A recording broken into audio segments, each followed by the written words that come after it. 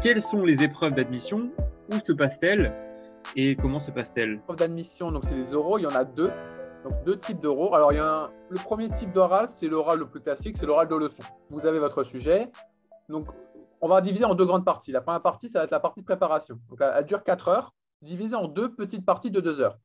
Première partie de 2 heures, vous êtes tout seul devant votre ordinateur avec votre sujet et l'accès à toutes les ressources. Et vous commencez à préparer votre sujet. Les 2 heures suivantes, vous êtes dans la salle dans laquelle vous passerez, avec accès à votre matériel imposé et potentiellement au matériel demandé en plus si vous l'avez demandé. Dans ce cas-là, là, vous avez donc tout le loisir de… Évidemment, vous avez toujours accès à un ordinateur, évidemment. Là, vous finissez votre préparation. Puis, le jury arrive au bout de ces 4 heures. Une demi-heure de passage. Vous devez commencer à créer votre séance. L'objectif, ça va être de créer la séquence, enfin de dire, je vais faire ma séance dans cette séquence-là, et ensuite, je vais détailler ma séance. Et ensuite, quand vous détaillez votre séance, en fait, il faut faire comme si vous étiez devant les élèves. Donc, il faut faire une accroche, une introduction, une problématique, une activité et un bilan. Il faut suivre comme vous ferez devant les élèves. Mais la grande difficulté, c'est qu'évidemment, on n'a pas accès à Internet. C'est logique. Par contre, on a quand même accès à des ressources. On a accès à des ressources. On a accès à 2 sites, notamment Planète Vie et Planète Terre, qui sont des sites complets où on peut avoir des connaissances dans tout. On a également accès à des revues scientifiques.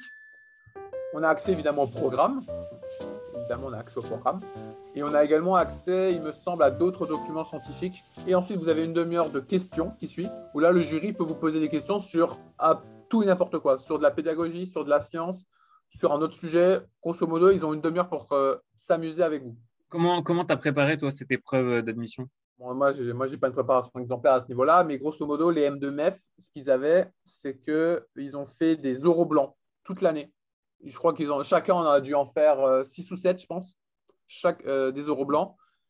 Et ils avaient en plus, ils assistaient évidemment aux oraux blancs de leurs camarades. Donc ça veut dire qu'ils ont couvert tout le programme. Tout le programme a été couvert par au moins un oral. Donc ça veut dire qu'ils ont vraiment pu travailler cette méthode, parce que c'est vraiment une méthode à acquérir. C'est vraiment en fait le fait de travailler vite et bien, parce que 4 heures, ça passe vite, mine de rien, quand on est devant un sujet un peu vide, où on a plein d'idées, où on ne sait pas trop où aller. N'oubliez que vous avez accès à des livres auxquels vous pouvez prendre des photos, parce qu'en fait, on a également une dashcam qui nous permet de prendre en photo ce que vous avez dans le livre et de le mettre sur votre diapo. Donc, c'est archi flou, mais ça marche bien. Donc, à ce niveau-là, donc vraiment, cette préparation, ça, c'est vraiment l'épreuve qui vaut le plus, parce que c'est une épreuve coefficient 5. C'est l'épreuve qui vaut le plus, c'est l'épreuve la plus compliquée, la plus longue à préparer, mais c'est évidemment l'épreuve, c'est l'épreuve capitale au final, c'est l'épreuve la plus concrète. Du coup, tu as eu combien à cette épreuve? J'ai eu 16 à cette épreuve. Également, le jury qu'on a en face est assez différent parce qu'on peut avoir des inspecteurs, on peut avoir des enseignants et on peut avoir des chercheurs.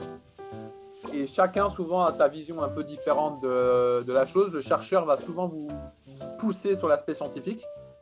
L'inspecteur va vous pousser sur l'aspect pédagogique. Et souvent, l'enseignant va être un peu entre les deux. Le jury enseignant va être un peu entre les deux, un petit peu du scientifique, un petit peu du pédagogique. C'est vrai que c'est assez variable à ce niveau-là. Et dans le jury, il y a toujours un inspecteur, Alors, les 3 personnes normalement, il y a de 2 à 3 personnes.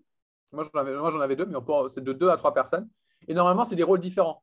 Moi, à titre personnel, j'avais un inspecteur et un enseignant. Mais des gens peuvent avoir un inspecteur et un chercheur, un enseignant et un chercheur. Ça, c'est variable, tout simplement. Normalement, ils essaient de faire en sorte que les compositions du jury soient à peu près homogènes, mais il y a toujours des variables.